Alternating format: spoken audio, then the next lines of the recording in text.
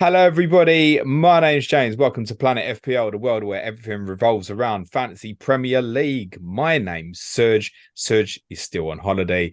Let me introduce you to, you should know if you listen to us regularly, my favourite guest host in the Planet FPL community, Mr. Tom Campbell. How are you, Tom?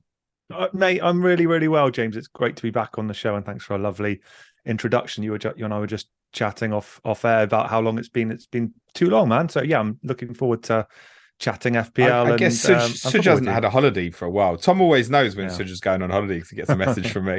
Yes, soon, Yeah, mate. yeah, that's true. And normally I stitch you up with a load of tough quiz questions, don't I? But it's a different flavour this time. But hopefully the listeners will still enjoy it. Good. Well, essentially, I don't know. I know one of the subjects that we're going to cover and Mm. probably going to do that at the start. But otherwise, I don't know a lot about what's happening here, Tom. So No, you don't. it's your show, mate. The floor is mine, is it? That's quality, mate. Well, yeah. So look, thanks very much for having me back on, mate. And what I thought I'd do for this one, so obviously we are thankfully the international break is in the rear view mirror, and we're all looking forward now to getting some domestic footy back in action. And so I'm sure the listeners are keen to talk FPL again. So to that end, what I've done, I've come up with 4 FPL type topics, which will be the start of the show, and we'll go through those. You and I have talked about literally only one of them, and the listeners will understand, why we needed to do that for that one. But the other ones, you have not got a Scooby on at all. And then depending on how long we've gone on that discussion, I've got some more broad football topics to go through as well, because I'm sure I'm not alone in saying that some of my favorite of your content has been, the discussions outside of the fantasy world. So I wanted to get your thoughts on a few different topics as well. So yeah, depending on how long we go on the fantasy side, there's some interesting questions or interesting topics for us to get into after that. All right. I'm looking forward to it. So I understand to start with, we're going to be looking at the idea of an ideal team for game week Yeah. 29 and in essence a free hit. Have you asked that because are you doing it?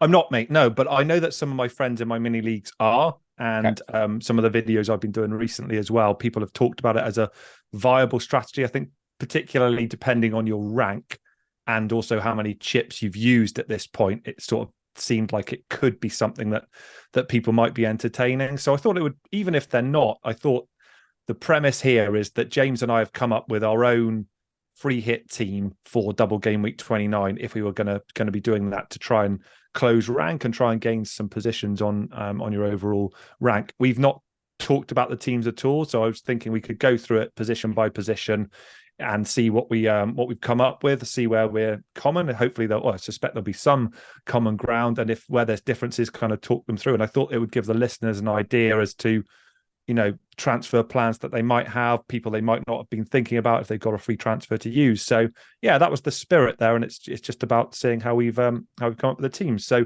I've done mine. I'm sure you've done yours as well, mate. Do you want to start at the goalkeeper and work through defense and then midfield and attack? This was easy for me because I Okay. did a piece for our advanced tier patrons on Okay. Tuesday, which was Mm-hmm. looking specifically at this already. Right here. And what I looked at for them was 3 different teams. Mm-hmm. So it might be a couple of either ors in mind. But what I essentially looked at was an all-in strategy, Mm-hmm. which is basically having no players playing against each other, which is a I challenge in like it. itself in a double Sure. game week, Mm-hmm. which I think would be the ideal solution, Like particularly as it. you mentioned, chasing rank. So Yeah. you're targeting just 4 or 5 teams, basically. Mm-hmm. Mm-hmm. The only thing with that is I think the ideal solution I came up with there had an absolute ton of money in the bank, over Mm-hmm. 15 million. Mm-hmm. Because you don't need to worry about how much money on the bench. The No, chance of a budget's not a doubler problem, is it? not playing, but even I'd still have doublers on the bench. Now let's at a couple of alternatives, spending a bit more money, Yeah. and then probably what I'd go with based on, for example, I'd probably be tempted if I was free hitting going on the all-in strategy, Mm-hmm. not having someone like Kieran Trippier. Mm-hmm. But were I actually free hitting, as he's in my team, I'd probably be loath and I'd end up keeping him is my point. So I think there's a what I would do and what I'd like to do, if that makes sense. I get it. Yeah, I get it, man. That's well explained. And yeah, it's a quandary, isn't it, when you're doing a team like this to not have your attackers playing your defenders? It's made more difficult, isn't it, in a double game week situation, isn't it? So yeah, it'd be interesting to see how you've tried to navigate that for sure. What I'd say is all the options I looked at were 3-5-2. Yeah, But I've gone 3-5-2 as well. I think you'd probably be 4-5-1 rather than 3-4-3. I think 5 in midfield definitely feels like the way to go for this. Yeah. Goalkeeper, partly influenced by the fact I've already got him, but I think a decent shout in any case. I've gone for Kepa. Okay. Yeah, I mean, Kepa was the one that the algorithms that I've been looking at was recommended as well. I was interested in your thought. I've not gone Kepa though, James. I've gone for Raya. Oh wow! And I'll tell you, yeah, it's interesting because I think having watched Chelsea's last 2 league games, I know there was a lot of focus on the likes of Reece James, Ben Chilwell. Maybe get onto those. Bit of a spoiler there, maybe. But I don't particularly like them defensively recently. I was wondering whether or not you share that view or whether or not you see something different. I like the pick, but I don't necessarily like them too much defensively, as my observations recently, which is the only reason why I've steered away from him. Well, one of the main reasons. So I went for Raya. What do you think about them, Chelsea, defensively? I think we should be cautious that playing 2 teams who've been good offensively. Liverpool, I know, have not been at their best, but you kind of always fancy them to score. And Villa have scored in every game under Unai Emery so far. But it is still 2 home games for Chelsea. I think just generally going forward, we're going to have a consciousness about how much they're putting into the remainder of this season. I think very clearly around that game week 31 fixture with Brighton, they've got Real Madrid either side of that, 3 days either side. Yeah. That's potentially going to be an issue. There's no reason not to think that they won't go strong and won't use these games as good preparation for Madrid. So, yeah, I'd still expect them to do quite well. Yeah, this week. I mean, it was close. He was definitely the other player that I looked at. I mean, I'm surprised you've gone Raya. Yeah, I'm looking at him going, I don't love that as my best bench boost goalkeeper option, but cheers, Tom. Thanks, mate. Yeah, looks good now. I think I don't. It's not necessarily a clean sheet prediction. I struggle to back clean sheets off the back of an international break as well, James. If I'm honest, I've always found that kind of a troublesome spot, to predict effectively. Clean sheets tend to be a bit funky, so I more like the save point potential there as well for Raya. But look, I don't think there's a lot in it between the two. I certainly think those were the 2 that stood out to me for sure. Cool. In terms of the defense, did you say you ended up with 3 at the back, or was it more than that? Whichever way I looked at was 3 at the back, and it basically comes down to probably 4 or 5 names maximum, basically. Okay. Go on then. Run me through the 3 that made it into your team. So if I was free hitting with what I've got this week, I think I would be Chilwell, Trippier, and Dunk. But obviously Trippier is conflicting because I think obviously we're going to go on to some Manchester United assets further on.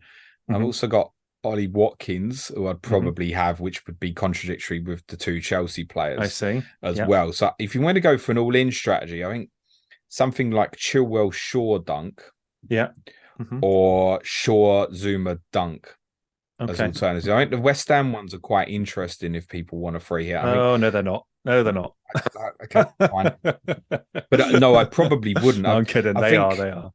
For an all-in strategy, I mean, when we say all-in, what I'm saying is I wouldn't go any Newcastle, I wouldn't go any Liverpool, therefore wouldn't go any Brentford. I Chilwell, Shaw, Dunk, and the only reason for this week specifically we say Dunk over it, Stupinan, it's just the small doubt on this travelling. That he's obviously played in Australia on Tuesday. My instinct would be he will start, but just for 1 week, I probably wouldn't take the chance on that. I don't think. No, it makes sense to me, mate. And if I'd gone Brighton defensively, I would have been hedging as well a little bit there, and don't think it's worth the risk. So I think I would have gone Lewis Dunk as well. We're really close here, James. I've gone, after slagging off the Chelsea defence, I do think Ben Chilwell was a bit of an exception. I thought he actually looked pretty impressive in the last game before. He's on the set pieces and stuff as well. He is, mate. Yeah, he's playing well, isn't he? And he looks to be approaching some of his best form again, I guess. So that's encouraging. Very likable fella, isn't he? And a good prospect as well. So I've got him. I've got Trippier as well. And I still like Luke Shaw as well. I know he was training in Dubai, wasn't he? Or was in Dubai.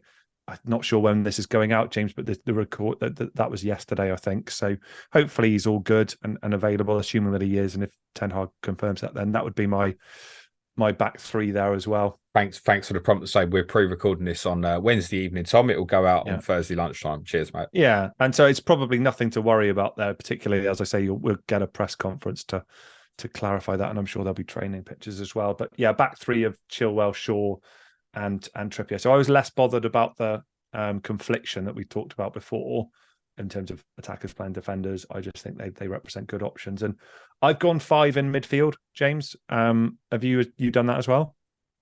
Yeah, I think if you were free hitting this, I think Rashford, Fernandes probably would be givens, right? Yeah, and I agree. think you want 2 Brighton as well, and we could argue the toss over the free midfield player. I'm not keen. If you're free hitting, I wouldn't be bothered if people want to go to free Brighton. I'm very conscious of people who are ending up that way with the free in midfield, so March, McAllister, and Matoma, and then wanting to manoeuvre to perhaps Fernandes, Salah, Rashford, and maybe even people like Phil Foden, Luis Diaz to come, for example. So, I mean, for me, it would be Fernandes, Rashford, the 2 Brighton I've got, so I wouldn't go against that. Matoma and McAllister, although that's I think, for you. Matoma, I think probably, again, because of travelling, I'd possibly have a little bit of favouritism, maybe to stick March in over one of the other 2. Yeah. The free hit. And the 5th one for me this week would definitely be James Maddison. Okay, so our midfield's pretty much identical, actually. I've got the same 5, but I went March, and I'd be tempted to stick the armband on him as well. I mean, the Man United, because I think the Rashford and Fernandes double in midfield is what I'd be doing and what I'd be recommending. An armband as well, not sure. I do like March. He's not in my team, but I do think it, like you mentioned on the travel side, I like McAllister as well. I like Matoma. I think you can't really go wrong with 2 from those, but I wouldn't be having all 3 personally, because I really would like James Maddison in there as well. I think he looked good on the international break to me, and was playing well prior to that. So I think that midfield 5 seems pretty locked to me. Cool. Yeah, I did 2 United, 2 Brighton, and Maddison. I think most people would end up with. I think alternatives, if you were to look at, obviously Salah would certainly be affordable, and if people really fancy it, but it is obviously 2 difficult fixtures. And I guess again, you'll poo-poo it, but someone like Ben Rama. Oh, it's been a bit glib before. I think defensively, I think or Ben Rama or Bowen would be legit shouts with the fixtures that they've got, and they are massive games, James. They really are in West Ham's season. So, they're going to need to show up, these players, because it's but lost at home in this calendar year. You know that. No, it's a strange time to be a West Ham fan. It's been a really odd season. The league table being what it is, I've never quite at this stage of a season seen it quite so Constantinaed, and it's exciting, but it's been such a frustrating season. Sometimes I felt we've played really well and got nothing to show for it at all, and then other times we've been, absolutely wretched. So it's really hard to gauge exactly what West Ham are going to give you in any given game week. So it would be more around that. It would be pure punt territory, really. Forward wise, James, we've obviously both got 2. This will be a difference, I know, because of how you've set your team up. So there's a bit of a clue there. But who are you looking at? I think number 1 choice, I think this week, again, because the 2 home games, probably be Kai Havertz.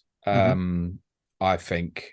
And I think, again, for me, as an Ollie Watkins owner, I wouldn't want to pull him out. I think the one I'd look at as an alternative, if I was looking for that all-in strategy and wanted to go Chelsea defensive, it would be a West Ham player. I'd punt Danny Ings.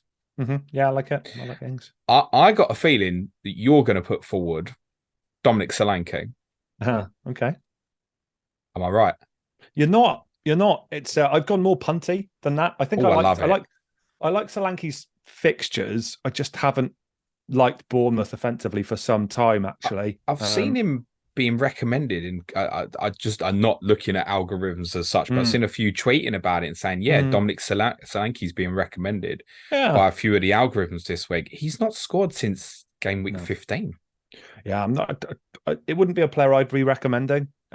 James, I think it's a nice double, isn't it? And it's 2 home fixtures, and they need the points, and they need the points, and he's the talismanic figure, isn't he? I guess so. You could argue it from that perspective. Based on what I've been seeing, I didn't like the pick. Look, mine's a punt, James. There's it's Evan Ferguson I've gone for. Oh. And you can throw minutes at me, and you can say that there's 3 Brighton players that are far more assured, all of which is true. I like the upside pick there. I think it would be bear in mind this is a team to be chasing. I think it's unlikely that he won't feature at all over the 2 games. I've just been so impressed. I don't know. I was interested, and it kind of touches on one of our questions later down the line. So you don't need to go into too much detail, but what have you made of him? What do you think about this boy? Oh, I think he's a super talent. I think it's been a lazy comparison by many, but I can see it. He's got shades of Harry in him. He does. He's better than Kane at that age. That doesn't mean he's going to go and be better than Kane, because Kane was very much a late developer. But yeah, he's got certain bits in his link-up play, the aerial stuff, the finishing technique. Yeah, you can see it. I think it's a great pick, by the way. Probably a wider conversation that actually, if you weren't restricted to 3 players, there's every chance you'd go 5 or 6 Brighton. Yeah, like I say, I do have a question on Brighton for the stretch coming, for the wider down, not just in double game week 29. So maybe we can get into that then. You're going to maybe talk about Zerbi again, aren't you? Not really the manager. I love him. Yeah, I mean, who doesn't, right? It's hard not to, but it's the question's going to be around what makes them so successful, and as a kind of collective, not just the management, but the scouting, the style of passage of play. People seem to be dropping in and out of the team with it being really seamless. We'll get into it in that question, but yeah, that was my pick. It's 67 minutes, 11 in the previous one, 82 prior to that, 72 prior. So I get it. It's a minutes concern, but I just like the upside opportunity there. I think it's perfectly reasonable, Tom. So presumably you didn't have Brighton defensive then, did you? No, I didn't. No, that's fine. Yeah, I taught in the defensive wise. I looked at De Gea as well, but prefer Raya, and I like Luke Shaw as if you're going into the defense. I quite like Luke Shaw as a means to potential attacking points, and I think I liked Ferguson's potential sort of explosivity over, say, a Steele in goal. But you could argue it either way. I just quite like that. And Ollie Watkins was my other one, James. I did like Havertz as well, but I've been really impressed with Villa under Emery and Watkins, and especially. So he makes it into my team. But feels like we're pretty close in terms of the teams we came up with. Yeah, I that doesn't surprise me, particularly in that midfield area. I think the only thing I'd add in, generally, all the will in the world, I'd love to take an all-in strategy on it. It's just, like I said, removing people like Trippier or Watkins would feel awkward. But I think if you wanted to go an all-in strategy where you didn't have your players playing against each other, and we always talk about this in blanks, but we never seem to speak about it much in doubles.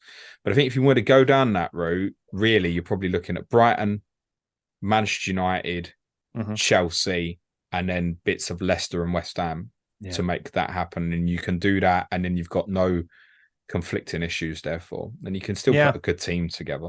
You can. So yeah, anyone who's doing that, good on them, and be interesting to see. Maybe if people can post on your Twitter and stuff how their free hit team shapes up, and we'll see which of our. Obviously, you can do things like you could have Havertz and Salah and have no defensive from Chelsea, Liverpool. Of course, you can. Isn't do that interesting, sort of James? well.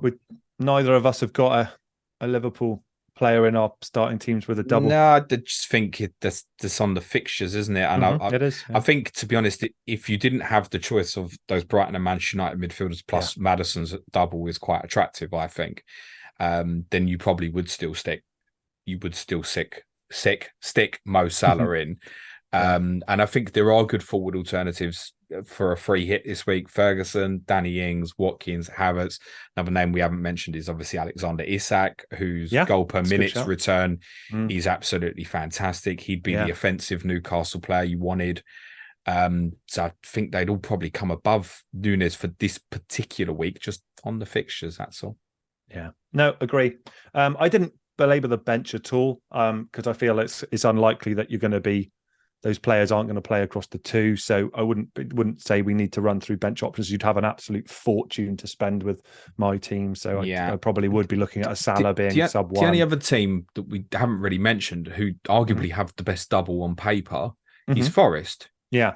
who, again, it's unlikely you're going to have conflicting issues as they play Wolves and Leeds. So Yeah. Navas is a goalkeeper alternative. Brennan Johnson, if he's fit up Johnson, front, yeah. it would just be those two. It would be the yeah. only two you'd consider. Yeah, agree with that, mate. So yeah, that's the team. So it's interesting. You and I didn't discuss beforehand, but it's lots of similar names there, which I think is encouraging. Cool. Magic. So next topic is kind of related. So it's again a continuation of sort of chip chat, I guess. So lots of people obviously going to be using their bench boost in double game week 29. But let's say that people aren't happy with the state of their bench. They're happy with their starting team for double game week 29 with or without their free transfers. But let's say they've got a bench that, like, do you know what? This isn't strong enough to bench boost. Say they've still got Ward or some other problems. I'd just be interested in terms of your opinion as to where best to use a bench boost down the stretch. Is it cut and dry double game week 34 stands out for fixture volume?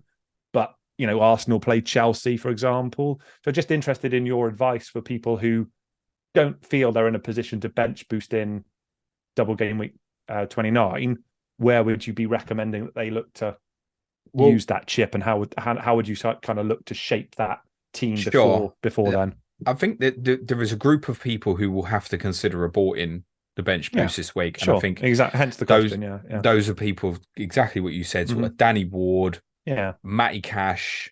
You know, if you've got that and I need to move these 2 or 3 other players. Once you start looking, I think, into -12 categories, do you want to use the chip, or do you just want to get through this week and then work towards different? You know, even Erling Haaland, we don't know if he's okay yet. Things like that. You know, it could be something, right? To be like, do you know what? It's just not the best time. So, yeah, what do you think? How else would you be looking to use it and shape it up? I think you'd aim towards 34, but with a consciousness of 36, 37. We can't say with certainty what 36 and 37 will look like. We're obviously working on the assumption now that Newcastle Brighton's not going to be anytime soon, so it's most likely to be 36. But of course, if City go out the Champions League, it's a Bayern, that could be 37, and then Brighton play Man City in 36. And actually, both 36 and 37 offer interesting alternatives. So, I mean, for example, game week 36, you've got Chelsea at home to Nottingham Forest, you've got Palace at home to Bournemouth, who've got a good long-term run if you wanted to commit to them. United at home to Wolves, City away to Everton, Newcastle away to Leeds, Tottenham at Villa, it's okay. Arsenal at home to Brighton, that might be the one that's the problem, but then Brighton will be part of the double in 36, therefore. So 36 I wouldn't rule out. 37, there's also some teams that will have some singles who are okay. You've got like West Ham at home to Leeds, Wolves at home to Everton, but Arsenal play Forest as well. Then I accept you probably haven't got investment in those. You're more likely, yes, to have investment in Arsenal at Forest, or perhaps say Harry Kane at home to Brentford, for example. Or obviously, if City doubled in 36, then single at home to Chelsea 37, which might be subject to their own Champions League involvement and if they're still going for the title. But 34 is obviously very, very appealing and not too difficult to get to put yourself in a decent position. So which team's double, James? Let's remind the listeners, because you'll know it. It's so much clearer. So you've got 6 doublers. You've got Brighton against Manchester United, Liverpool against Fulham, and Man City against West Ham. But you've got a number of teams with decent singles. I wouldn't turn my nose up at Arsenal against Chelsea. It's a home fixture at the Emirates, and they're going for the title. Is it as attractive as Leeds at home this week? No, of course it's not. But it's still a decent fixture. Chelsea notoriously wet the bed against Arsenal, even when they're good, to be honest, anyway. But there are a number of others who you may be carrying through their players, and where you can't bench boost now, who do have, and there's 3 primary ones. Brentford at home to Forest. Yeah. So if you've got yourself in a position where you're like, I can't bench boost now, there's a good chance you've got the likes of a Pinnock, a me, a Henry, David Raya in goal. Tony, I think if you've got, you're probably going to end up being in because of the suspension concern hanging over him and alternatives potentially. But let's say the double defence still was okay, perhaps. You've got Leicester at home to Everton. So if you've got a Madison, I'm sitting here with Iheanacho at the moment. Castagne, goalkeeper. Perhaps if you've committed to Daniel Everson, for example. Not that there's any guarantee of staying goal, but maybe even if you've got Ward, it might come back that Ward gets back in next week. Who knows, for example. And the primary one is Newcastle at home to Southampton. Yeah, beautiful, right? Because I think the reason why particularly Newcastle at home to Southampton is you don't want to move their assets if you're going to bench boost them, because you know later on there's that extra fixture with Brighton going at some point where their doublers are going to be useful for you. You know they've got competitive fixtures where they're going for the top 4, and they've obviously got a double now. And I think many of us will certainly have at least Trippier. Plenty will have different coverages of a Botman, share. Some will have gone for Isak or going for Isak. Nick Pope in goal, for example, is another one as well. So it's particularly that. And I think you can maneuver away from perhaps your doublers you do not want coming out of this and move towards that. And I'd certainly looked at a scenario in terms of a worst case for me that would lead me having, say, Trippier, Botman, Isak plus Raya as a bench boost in that week. Now, it's 4 singlers, but it's 4 singlers, or 3 will be at home to Southampton, the other one will be at home to Nottingham Forest. Yeah. And if you're going to do it where your players have got singles, it's going to be as close to that. Now, of course, all that takes is Southampton to get the goal at Newcastle. Yeah. And you're probably not hitting what I'd call a base rate target of, say, 16 points. Sure. As in 4 doublers, 2 points twice, 16 points. But you also need one of them to go off. How many of us benched Gabriel in game week 27? Now I'd look at that and go right. I'd look at that and go right decision, because if Gabriel doesn't score, I don't hit my target. But he alone basically nearly hit that target of 16 points. So you're giving yourself the potential, far more potential, because of the attractiveness of the fixtures to hit that. So yeah, I think there's alternatives. Obviously, it doesn't have to be that. You know, James Maddison, home to Everton, if you end up carrying through. The only thing I'd say with that is, I think because Liverpool obviously come into the double, there'll certainly be a movement to Salah. Anybody who's got United, Brighton, so those who come out of this week, we say 2 Brighton mids and Fernandes, Rashford, chances are you're keeping that going into that period. And you're probably going to want to get to Mo Salah when he's possibly subject to if you're free hitting in 32 or not, which I know is a popular route many are taking. I'm likely to do so. If you're not free hitting in 32, then you're steaming into Liverpool probably from game week 31 onwards. You are. And then and it almost makes it just as easy. Yeah, I say. So the advice is you're leaning 34 in terms of ease, but it's that, I guess, the Newcastle fixture with Brighton not being scheduled yet. You might get there, and 37 looks like just as good an alternative. But maybe the later you leave it, obviously the alternatives run out if you keep getting into further problems. I think my take on 34 is a little bit like my take was for 27. And I think it's why a lot of people ended up bench boosting 27 and probably were quite happy with what they did, actually. It was very difficult to have a bad team in game week 27. And it would be very difficult to have a bad team in game week 34 because of the 6 teams who doubles.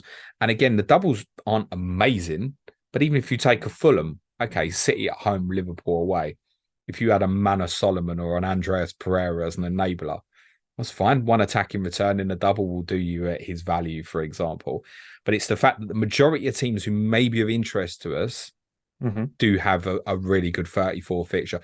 One to note is probably Villa go to Manchester United, and Kane goes to Liverpool. But then there's every chance for those who've spent a lot of their budget, Kane will be your enabler to get you back to Mo Salah, I should imagine, and a Watkins to an Isak for then and the further run, or a Darwin Núñez for Liverpool's run.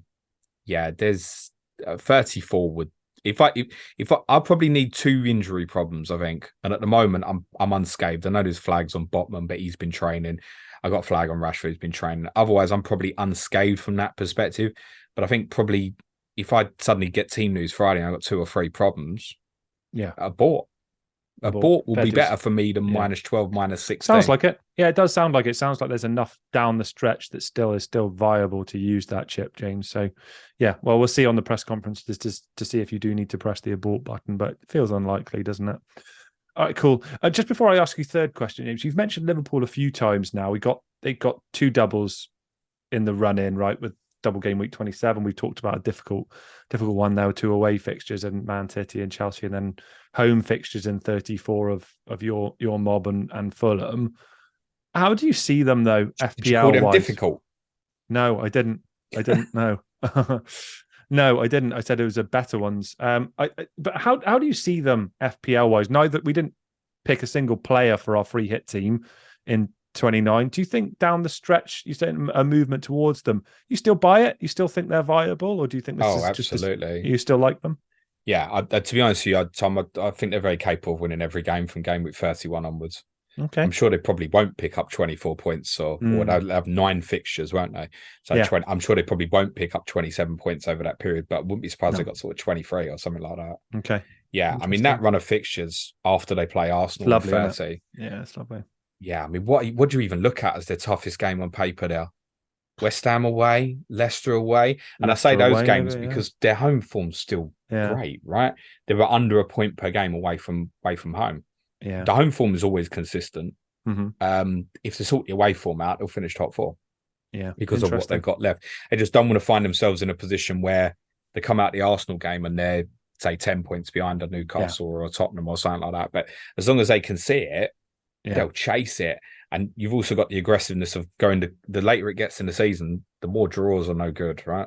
Yeah. So I think there'll be a lot of Liverpool assets very, very attractive for the end. I tend to agree. I do tend to agree. I think I tend to agree more on the offensive side rather than defensively. I've just not liked them all for a long time defensively, with or without Van Dijk. It's a weird state of affairs because they've got such. I mean, I guess you could argue the fullbacks you'd be bringing in as much for their attacking possibilities as well. But I tend to favour them offensively more for those great fixtures rather than defensively, personally. Yeah, I think Kanate is an interesting one down the stretch where people probably are going to find it difficult to maneuver back to spending 7 million on a defender when most of us haven't done it for many weeks. Yeah. Those who've got the likes of Trent and Robertson at this stage aren't selling. They're carrying through, I should imagine. Yeah. I think Kanate is an interesting one because he won't break your structure. So to move, like as you get towards that double period, to move from a Pinnock to a Kanate, and all right, it's a Liverpool defender. You can bench it at that value, no problem at all if you don't like the fixture. So I think he's quite an interesting one. I think Alisson's an interesting one for people with goalkeeper problems. Because with him, he'll have to make saves. They do give the opposition a chance. He's been good, to be fair. He's been good. He's not like Edison in the sense he's 6 points or 2 points or 1 point. Alisson can be 8s and 9s when they get clean sheets. Salah and Nunez are obviously going to be attractive. And I mentioned like even Luis Diaz is very close. Might be a real kind of wild card slot for the run-in that just works from a value perspective. I could see that heading to 34. I've got difficulties to get Salah, and Diaz is back in the team at a similar value all of a sudden. We can't see that sort of thing now, but in 5 weeks we might. If Nunez gets injured, Jota instead, for example. So I think they'll be attractive. It's the volume of fixtures and the brilliant, attractive set of fixtures. They've got the best run from game week 31 onwards, and offensively, they're still one of the best teams in the league. Yeah, cool. All right, mate. So on to the third one. So we've already kind of mentioned it, really. So I wanted to talk a bit about Brighton, like what a team they are. Just wanted to get your personal reflections. Obviously, I imagine you've seen them in person a few times under the new management and previously under Potter and stuff, and just get your reflection on what makes them so successful, so likable to me. Is their model noticeably different? And from an FPL perspective, 13 games remaining for them, which is a lot. We've probably touched on it, and you probably answered this to a point already, so maybe don't need to go over it again. But your recommendation in terms of how you target that team for their assets, for the run-in, like presumably you'd probably favour having 3 for the majority, and if so, which 3? So yeah, just collectively, what do you like about them? What do they do differently, and which assets do you like for those massive fixtures they've still got? I think generally speaking, you could probably put a piece of paper between the 3 midfielders. I noticed obviously Casado's another one who could be a little bit of a doubt for 29 because of the travel. So McAllister might play deeper against Brentford, for example. It's another kind of maybe March for this particular week is probably slightly the best of the 3. But Sarmiento's also got an injury, and he's probably the one that would allow McAllister to play deeper in that sense. So there's a couple of different ways to go about it if Casado wasn't available this weekend. So I mean, McAllister, Mitoma, March, it feels like most have got 2. Yeah. You got your 2, you got your runners, if you will, just keep going. and it will be what it will be. I think unless that becomes obvious, where McAllister drops deeper, for example, or March's form really hits a problem, for example. You see Mitoma's goal for Japan in the week, by the way. I did actually, yeah. Amazing. What a header. Yeah. He's only a little lad. He is only a little lad, yeah. It's impressive. That whole midfield triumvirate is impressive, isn't it? We talked about Ferguson already, Dunk a safer option, and a Stupinian. Did you know there's anything in Stupinian being subbed in the cup game? Or at halftime, James, in the last fixture? He's brilliant, Zerbi. He said he was asked why Estupinan was subbed early. Yeah. And Zerbi said that he expected him to play better. Yeah, I heard something like that. Do you think there's anything to worry about? I mean, to be honest, no, because I don't think they've got obvious alternatives at left back. But then he's done mad stuff like just put Pascal Gross at right back in big games. He could do something like that. He could play Colwell at left back and play Webster with Dunk. Could even shift towards a back three. Which actually, if they did, because De Zerbi's used back threes with his other teams in the past, if they did do that, Estupinan would probably, in their best setup, play left-sided centre-back. And he'd play March and Mitoma as the wing-backs, actually. I don't think that would happen. Look, none of us could see Sanchez coming out the team. Literally no one. So, I mean, it's FPL overthink, isn't it? I wouldn't be too... If you've got Estupinan, you're all good, right? Yeah. I can't promise it because De Zerbi is ruthless like that. But you wouldn't move him on, right? You wouldn't move him on. No chance at all. Certainly not this week. I'm sure you'd be fine. But it is another one where I like most people like getting the offensive defenders, but Dunk is literally as safe as you can have. I bet he gets benched this week now. I've said that. But I think for most people, it's your two midfielders plus a defensive one. So Dunk or Estupinan. For most people, the right answer is Estupinan, no question. The alternatives to go down the Ferguson route or Steele route.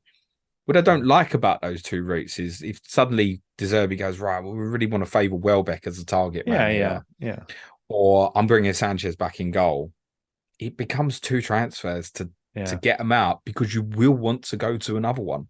Sure. Yeah. So that's my concern. And that's part why I'm likely to go into this week, actually, with just two. And I'd love to have three. As I said, you'd probably have 5 or 6, actually. But with Tottenham away, you know how I feel about my team. But with Tottenham away, Chelsea away, and then blank afterwards, I don't need to fret about having that third one. Then I can make the right decision, either 33, 34, or when the later ones 36 and 37 happen. That makes sense. I'm at with my plan. In terms of them stylistically, they don't play like any other team in this country, and I'm not sure. You know, if there's anybody else in a top league in Europe who plays like them, like send me the videotapes because I'd love to study it. I was very aware of his work when he was appointed. I did some analysis, particularly of his Shakhtar Donetsk team, actually. And the whole premise essentially is to suck you in for them to press. And when they press, they just pop it around little triangles and then feed it into the 10s. And then they're off at you quickly. So if a team doesn't go and press them, Brighton games can feel a little bit boring. It's like a chess match. Because what Brighton want to do ultimately is use the 2 6s, which is commonly Caicedo and Gross, but they're used as part of a bigger plan to get the ball into McAllister, and Ferguson has been playing kind of a wide 10 position with them. They both drop in and the 2 wingers stay really high. That's the goal, is to get it into the front 4 and get at the opposition really quickly. So they go from an almost standstill tempo to they completely dissect you, and teams are getting pulled all over the place, all over the shop. It was a brilliant graphic, and admittedly this can happen more to Liverpool than other teams, but it's an incredible shot that someone had taken in the stadium from one of the victories against Liverpool, where the 2 Liverpool fullbacks, I presume it was Robertson and Trent, but it might not have been in the cup game, were man marking the 2 wingers, Mitoma and March, and the 2 centre-backs had gone and pressed in the 10s well over the halfway line. So you had 2 wide area man marking positions going on, and the rest was a 9v9 match going on in Brighton's third, even though Brighton had the ball. The best way to deal with them is to try and bore them to death, because they've got such good technical and underrated quality in the likes of Caicedo and McAllister that if you miss that one little beat, to go in and press them, they will manipulate you and play through you.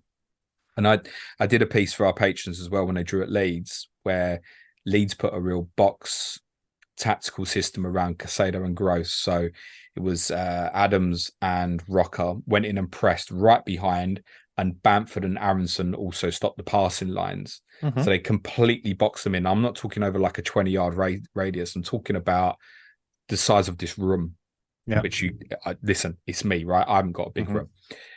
And it took 7 minutes for Brighton to change system. Really? They moved Gross out the 6th position, moved into a wide 8 right position, dropped McAllister to the left, and they put Ferguson right back through the middle as a nominal number 9. I love seeing managers. And Leeds stayed with a man-to-man press, and Leeds did pretty well. Yeah, no, I remember the game. I just love seeing managers who are willing to react in game and so quickly, James. You know that, and react to tactical challenges. Sometimes I find that people want at the halftime break or are too stubborn and believe that their planning is going to work out. But I love being anybody that doesn't fully prepare for Brighton tactically will get bait. Yeah. And I'm not saying there's a right or a wrong. Managers will know better than me whether to press or just stand off at the moment. But definitely, if you don't prepare properly, they'll beat anybody. Yeah, what a team, eh? Good stuff. Look, final FPL question, James, or topic. I wanted to get your thoughts on, as a captaincy question, but not just for Double Game Week 29, that we can talk about that. Sort of captain opportunities for the run-in in terms of where you and I think there might be great opportunities for people chasing to kind of bet against the field. So the way I thought we could try and do it is for each of the final game weeks to say, well, there's a standout captain there, and it might be the same one throughout, and actually say, do you know what? There's some player we both like, and if there are one player that stands out more than once, then suddenly you might be talking about a player that people, you know, your listeners might be wanting to get into their team. So I thought that would be quite cool to do. I think Double Game Week 29, I think you said you were looking at one of the United players would be your recommendation. Well, I don't think any of the options are absolutely outstanding this week. I think if a Haaland, Kane or a Saka or even Mo Salah had a better double, or if Marcus Rashford had a better double, then sure, but it doesn't feel great, does it? Newcastle and Brentford. But it's from an ownership perspective, he's probably going to end up well over 100 EO, I should imagine. I guess the opportunity this week really, I think, comes from the Brighton players. And I know there's a growing feeling of potentially captaining one this week. I just think it's a little bit like that week where March obviously unfortunately didn't have the goal against Leeds, or was it the week before he didn't score, because he did score against Palace in the next game, didn't he? But from those 3, Brighton, you could comfortably, the one you don't have could comfortably be the one that goes off. For sure. Yeah, and comfortably the one you captain could have a quiet week. Yeah. Because they'll spread it between them, I should imagine. Whereas at least with a Rashford, you feel like if United have a good week, it would be pretty staggering. If I said to you now, United were going to score 5 this week, 2-2 at Newcastle, 3-0 against Brentford, for example, sort of thing's not unthinkable.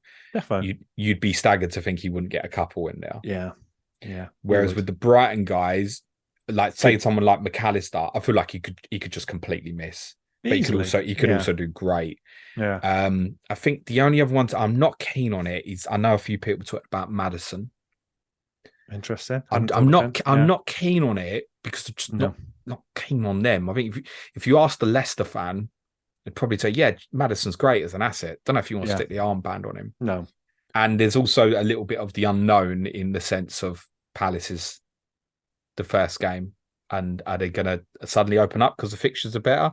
Or is it still going to be pragmatic shit because Hodgson's gone back there, which we don't know? I think probably the latter, but we don't know. Yeah. No, we don't. But pragmatic Roy Hodgson Palace will also be difficult to score against. They will, mate. Yeah, I think Double Game Week 29. It's going to be between those two teams, isn't it? The United and Brighton teams. I think it'll go Rashford. I'm absolutely certain there'll be people listening to this going, I'm captain Haaland. And Bruno Fernandes was another name, right? I think that people have the double. Yeah, I'd really struggled to make the case to captain Fernandes over Rashford unless you were really on a chase. Yeah, I just think Rashford is so clearly the the better asset there for me. Even James, though do you know if intend to buy him. was Rashford on the pitch when Fernandes took the penalty in the cup game? Yeah. It was. So we think that Gary clarified that on COTC that he thought Bruno Fernandes would be on them now. Yeah. Yeah. So maybe but I wouldn't be surprised if it changes again. Yeah, it could change, couldn't it? Okay. So we've got some thoughts on that. What are your thoughts on 30 then? Anyone leaping out for you? The name that came to my head, I like Ollie Watkins as a differential in the home match against Forest. There again, it's looking for opportunity. I just think that they played super well under Emery, and I'm beginning to lose a bit of faith in Forest, particularly away from home. Yeah. So I thought that could be these are all going to be quite punty territory, but I think he's a player that could quite well be in people's squads. So it wouldn't necessarily be a transfer to be made. And I liked him. Is there anyone that leapt out to you? You could certainly throw Maddison's name in there again at home to Bournemouth, I think, but it probably feels like it will be a Haaland versus Rashford conversation. I should imagine Haaland goes to Southampton and Rashford goes up against Everton at home. And that will probably come down to, are we concerned about Haaland playing, which we probably shouldn't be, but they'd obviously have the Champions League game a few days later. And for Rashford, how does he look after the two midweek games, or the 2 games in 29? Because the Everton game is 12:30 on the Saturday. So it's early morning kickoff. What do they always say? Like, unless it's Salah, like, skip it. Basically, isn't that the 12:30 rule that people seem to come up with?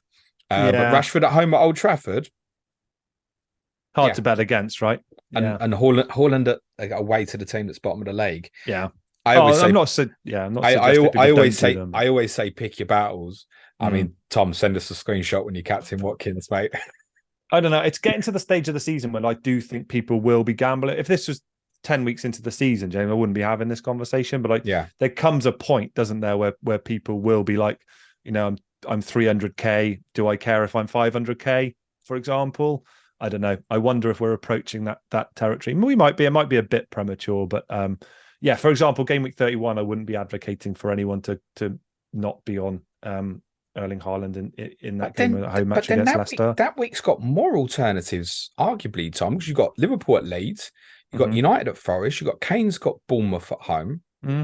Arguably, there's more alternatives in 31. Whereas in terms of if you want to go against Haaland, whereas 30 does feel like a Haaland Rashford. And most of us may end up going into that week owning both. And probably know whichever one we don't captain, we're losing on the other. Yeah, true. The chances are how it'll be. Whereas 31, I think if you go against Haaland there for Leicester at home, then I'm going to struggle to do that. But I'm not arguing. 32, I think's one. Yeah, go on. Who are you saying? Because so a lot of people will be on a free hit, so it's a good one to talk about. Yeah. So most will probably go into the week with Saka via one route or another, so it'll be very popular. And obviously Mo will be very popular at home to Nottingham Forest, and it probably will be a shootout between those two. And it'll probably feel a little bit like it did with the Saka versus Kane last week as well, I should imagine, because I don't know if I'd want to make a decision between those two right now. No, probably when I get a bit closer, I'll find it a bit easier. But those two. So you're suddenly flicking from Haaland and lots of alternatives to going, right, this week's going to be probably Salah versus Saka. And there are others, Martinelli, Odegaard, Darwin Núñez. And even actually, if you look around some of the other fixtures, Mitrovic against Leeds, Maddison at home to Wolves, Zaha at home to Everton. There are a few, Tony at home to Villa, if you really want to go punty at that stage. But it's likely to be an Arsenal versus Liverpool shootout. I think it will be, yeah. 33, some difficult fixtures in there. Rough. Arsenal, obviously, yes, rough one, right? Arsenal travel to the Etihad, don't they? So it's going to be a tough one to navigate, that one, isn't it? Yeah, it certainly is. As much as I've said, sort of 34, everyone will land on a decent team. Everyone's going to land on a bad one in 33. They are, yeah. But it's the same for everyone, isn't it? Well, you've got the current top 4 all playing each other. So you've got Tottenham against Manchester United as well as City against Arsenal. And the others you'd be interested in are away. So United are at West Ham, Newcastle are at Everton. So it's a tough kind of group. Not that there's anything bad with those last two, but it's a tough collective it's probably the average will be about 80 or 90. You know how it works Yeah, out. So could be ironic. when we least expect it. But that's the sort of one where you look at an alternative and go, we like a Watkins on that one, for example. Home to Fulham, perhaps subject to, you know, Fulham sort of hit beach mode, but then Villa might well hit that as well. True. Leeds against Leicester could look maybe like a Rodrigo doesn't show up right now, right? Yeah. Who it might do in a few weeks again, or again, James Maddison. We've mentioned a number of times. You can just talking about him. You know what is interesting in him at the moment. It's not just this week; it's what to come. But this is what I was hoping this discussion would bring about. Yeah, no, sort of names absolutely. repeated, like Maddison's come up a few times, and you've got the Brighton assets at Forest, and you've got the Brighton boys, and that might be subject to what we think about Forest at that point, possibly. Yeah, I think if I had to pick that right now, I'd probably just go Haaland because it's at the Etihad. I think. Yeah, it's fair enough. And look, I mean, 35, for example, wouldn't be one that I'd be recommending people do look outside. It's going to be so hard to bet against Haaland in a home match against Leeds, right? If you're confident he's going to play. Yes, but then that's currently scheduled for the Sunday, and if they are in the Champions League semi-final, the semi-final will be 3 days later either way. Because if they play on the Tuesday, they'll move that back to the Saturday evening. Sure. So it will be 3 days afterwards. Not that you can't kill someone in 45 minutes, as we well know. See how they're still doing in the league, right? If it's still super competitive with Arsenal at that stage, that might suggest he's more likely to play. It might be you land there and Palace might look like they've gone to pot, for example, and Kane's got a good historical record in London derbies, for example. Liverpool home to Brentford, I wouldn't discount. Brentford could be on the beach certainly by that point as well. And you've got Brighton, another good fixture, home to Everton. Yeah.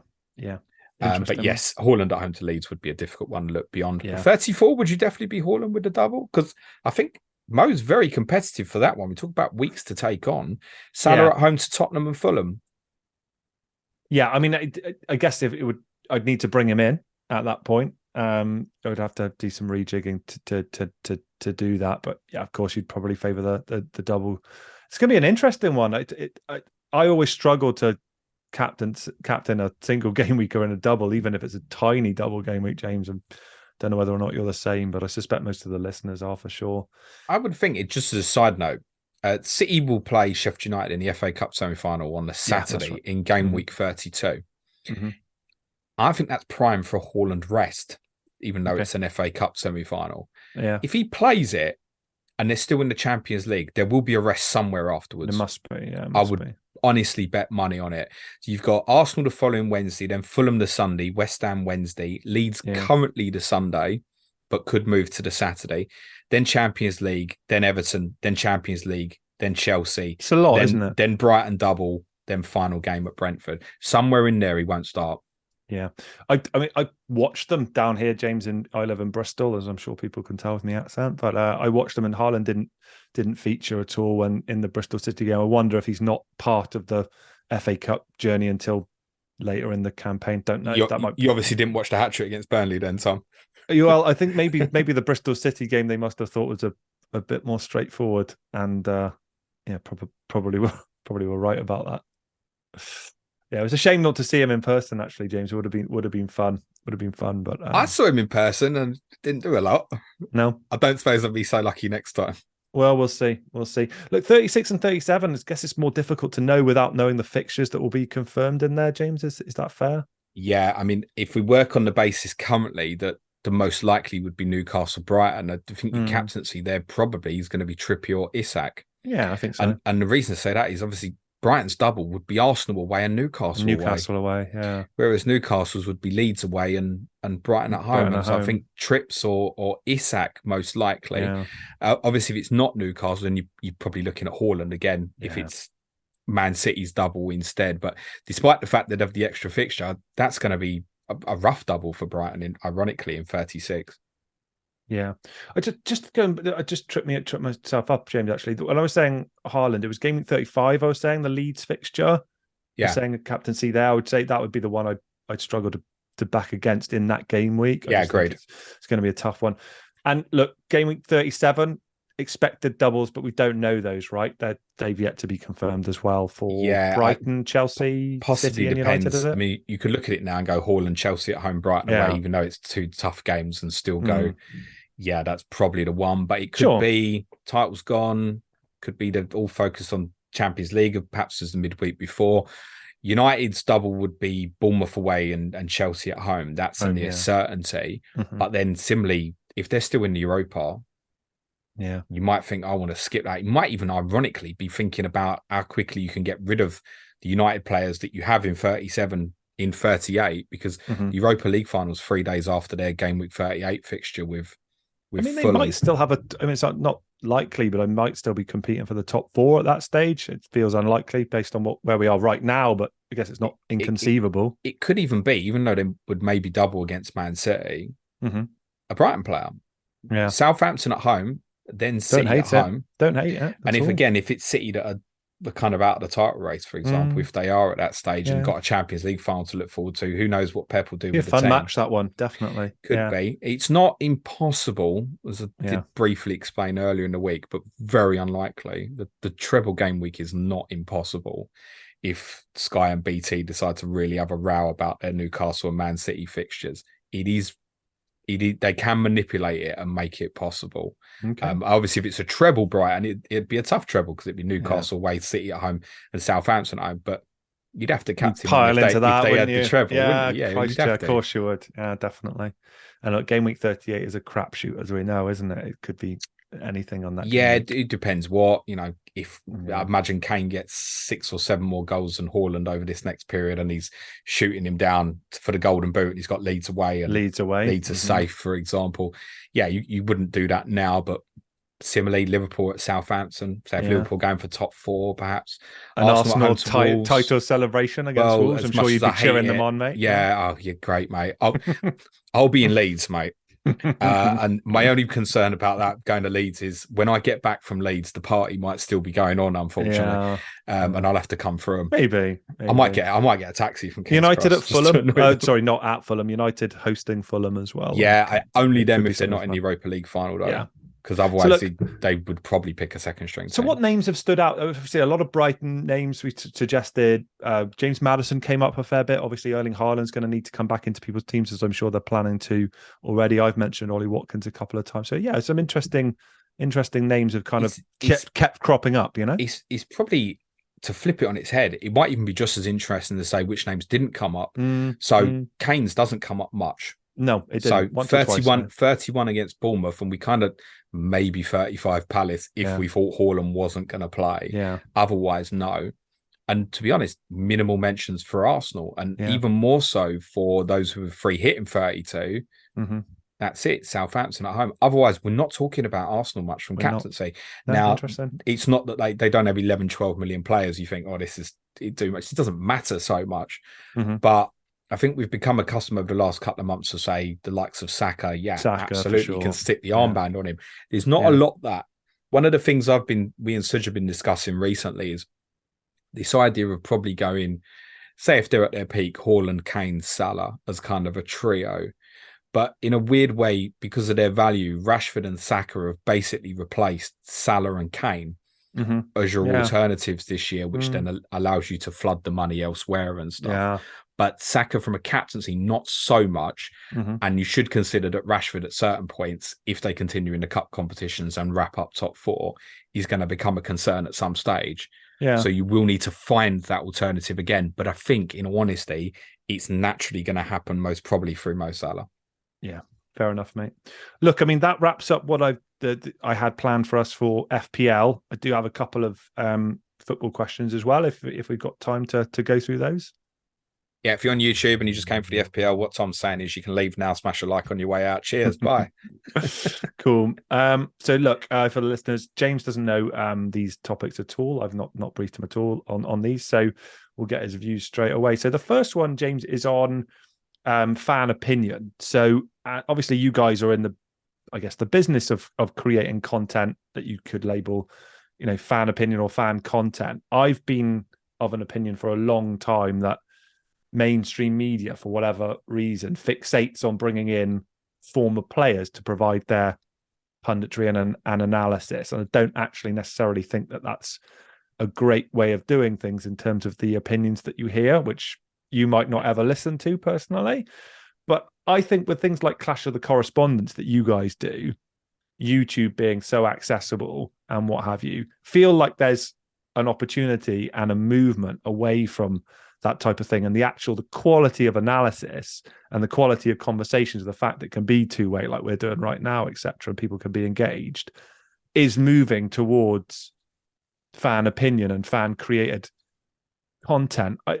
Do you see mainstream media trying to lean into that and try and pick up what you guys are doing and try and that kind of acknowledge that and saying, actually, what we need to do is get fans more involved and get their opinions on? Or do you think they're going to continue to be stubborn? How do you kind of see that the whole football and analysis content side sort of developing over the next few years based on what you and Sudge have been through? I think it had a rise and it kind of went out like a damp squib, and it might be coming back again. So I think of things like Sky tried like Fan Zone, where they had a fan of each team commentating on the game. Yeah. And it was over the top, right? Yeah. And I think, AFTV, for all the mockery, have made a brilliant business model out of what they've done. Yeah. Most of us want to tune in when Arsenal have done badly as a neutral perspective.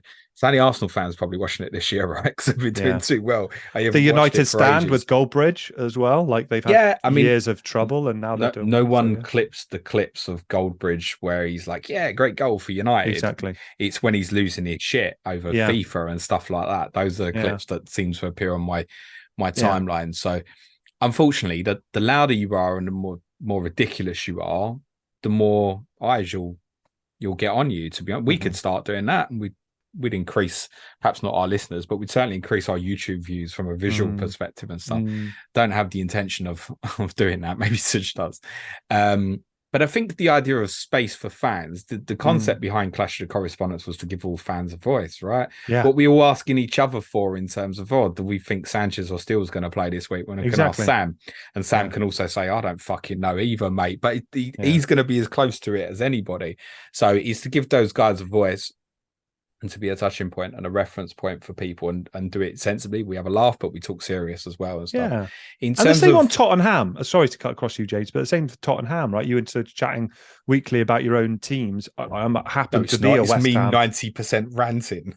Yeah, true. But I mean, I'm a West Ham, so maybe I'm biased, but I don't think so. I think I could be a fan of another club and I'd still find it interesting. It's not a plug for that show particularly. It's just, again, it's a good one. I don't know.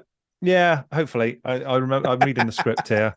It's just, to me, I like knowing that the conversations are informed by people who are watching the games, right? So you get these pundits on, they give their view on that game, but they've not lived and breathed the 20 games that the teams have played before in the league. They're not necessarily sure who's in and out of form particularly, whereas you guys are as fans. So that's why I think the quality of conversation tends to, in my opinion, be better. My patrons will know there was a comment that I often reference, was watching Tottenham versus Liverpool during lockdown.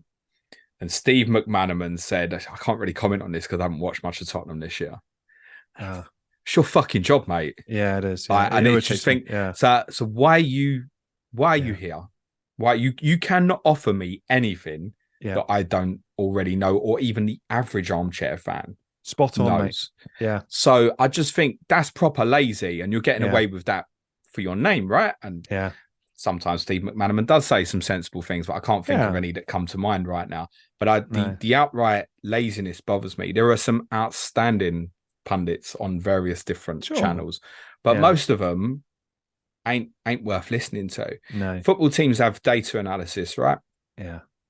I think we'll get to a point where Sky will have if they still have the football, Sky will have a data analysis, BT will have a data analysis. Like, let's go to the analysis. What have you picked up from the first half? Exactly. Absolutely. The football teams are doing it. Why is media not going to go that way? So that's a different slant on it from the fan perspective. And to be fair, like Gary Neville does the overlap, and that's a little bit more chilled with they have fans involved. It's become less shouty than some other things that have been done in the past. And that there's definitely space for. There's been rumours of Sky making a bit of a cull, haven't they, and getting more content creators involved. And I think they realise they've got to do something because they're potentially going to lose the football. It's a great some big point, bidders actually, coming in. On the topic there. You talked about the data analysis, but also the lazy journalism or the lazy punditry. I think that's probably what prompted my question without having thought about it, actually, because sometimes you do get, say, when Eric Ten Hag was being suggested by some folks for the Man United job, And I heard on multiple times, like, Pochettino's Premier League proven. I don't know a lot about Ten Hag. I was like, well, that's not a reason to not appoint him. The fact that you don't know anything about him, but that's then going out there to the masses. I just felt like the quality of what's coming across should be better and would be better from people who are a bit more kind of informed than, say, ex-players would be. So yeah, maybe Sky. I'll give you an example. I was asked on a stream towards the start of the season. I think it was top 5 holding midfielders. Yeah, in the Premier League, something similar. And I didn't put Casemiro in. And I said, I ain't seen him in a Man United shirt yet to comment. That's the honest truth. He's been magnificent, right? Yeah, absolutely brilliant. He's transformed them largely. Been very, very good. And if I get answered the same question now, he definitely goes in there, no problem. But I gave it honest, rather than just say something for the sake of it. Say, I'm not sure how this is going to work out yet. I didn't say what Graham Souness said. Yeah. Which was basically it'll be a failure. They've wasted their money. Yeah, but based on what? I mean, the 4 or 5 Champions League. That's the problem. People they go on these things, and you'll never hear someone on the TV go, "It'd get frowned upon." And Joe, maybe it gets shot down, but I bet if someone said it, people would take it as refreshing. If an analysis actually on a football match went, "I don't know," rather than just talk for the sake of talking. Yeah, which I think they do. Yeah, interesting to see how it goes, mate. I got one other question, James, because I think we're probably at time. Might take a while, but you're not Spurs, isn't it? It is about Spurs, I'm afraid, mate. Roberto De Zerbi's the answer still.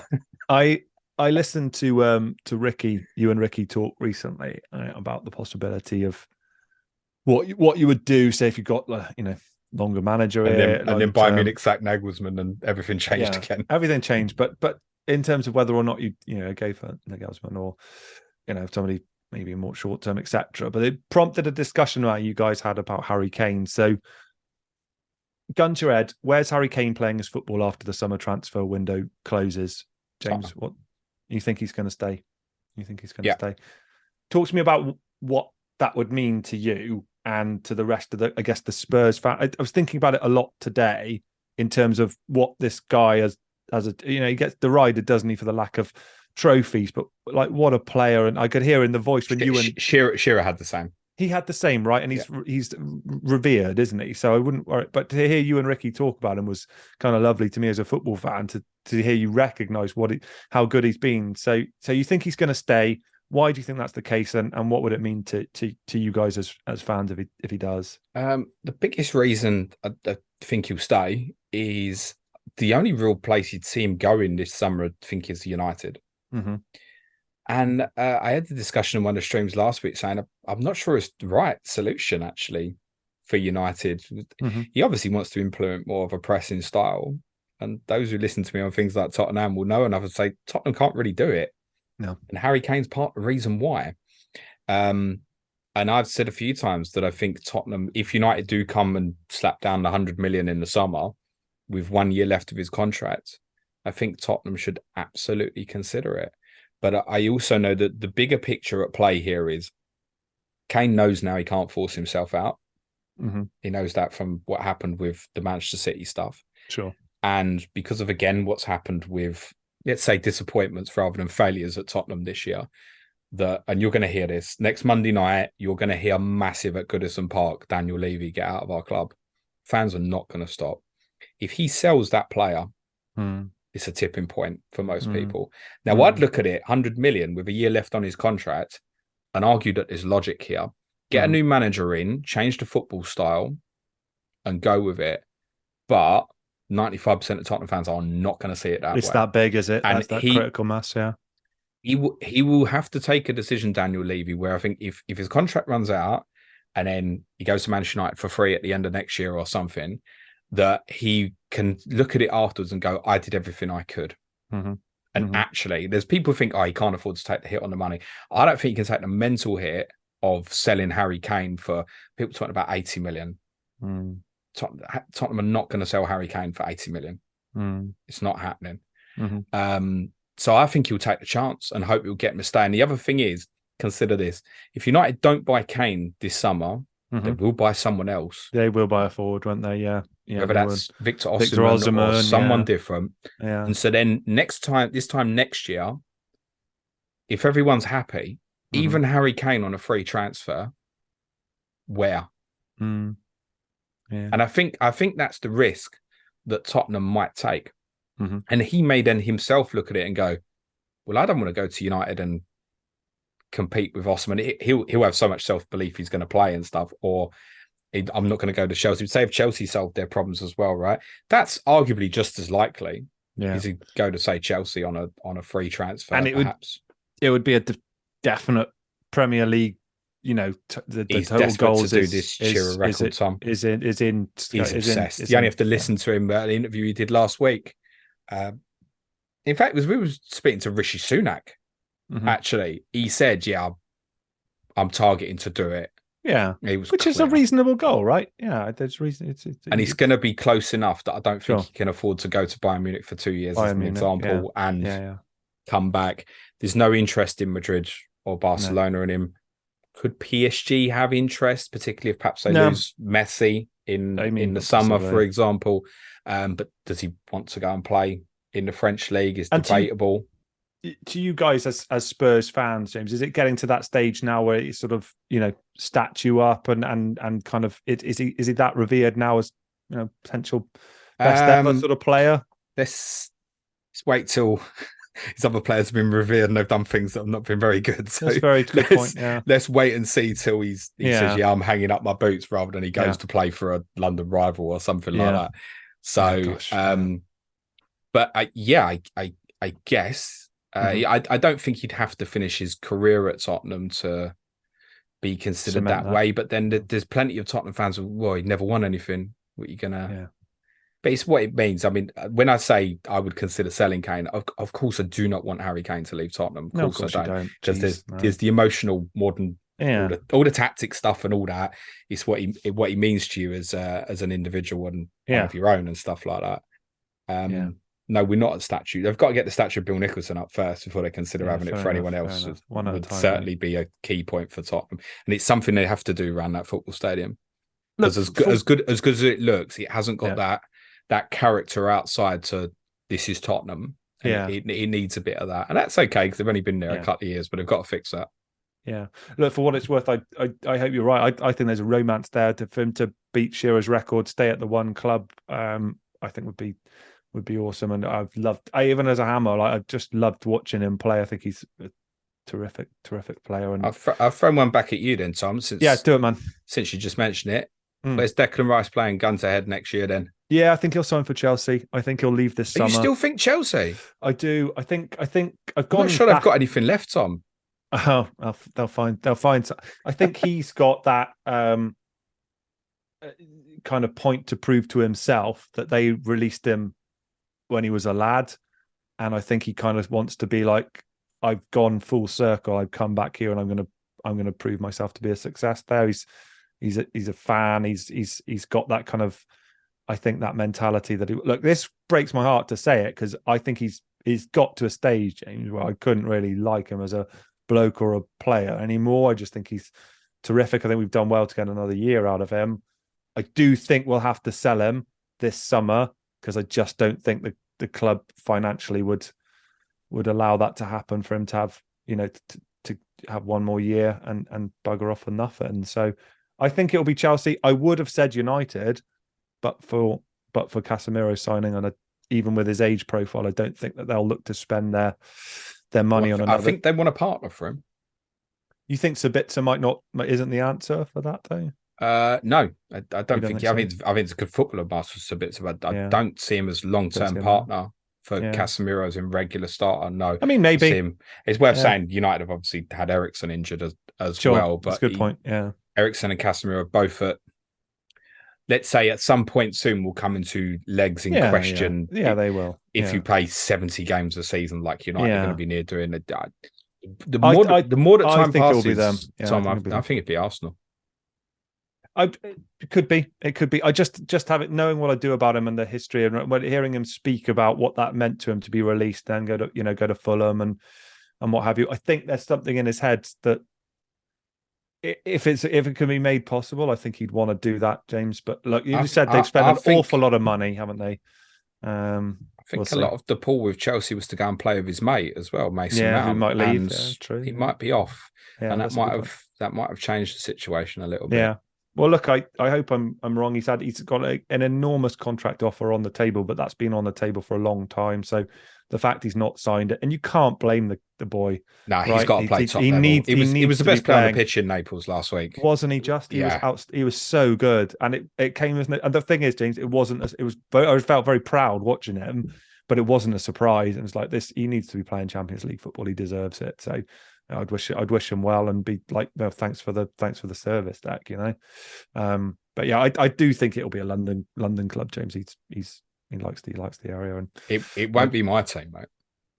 No, oh God, I wouldn't. Suddenly, I've just talked about how fond he is. If he went down, that's why exactly. There's no statues for Kane yet, mate. No, no. Yet. There's been too many over the years. Carrick, stuff like there's just too many. You were once a very fond feeder club. Yeah, true, dude. That's all I have for you. So, thank you so much, mate. That'll wrap it up.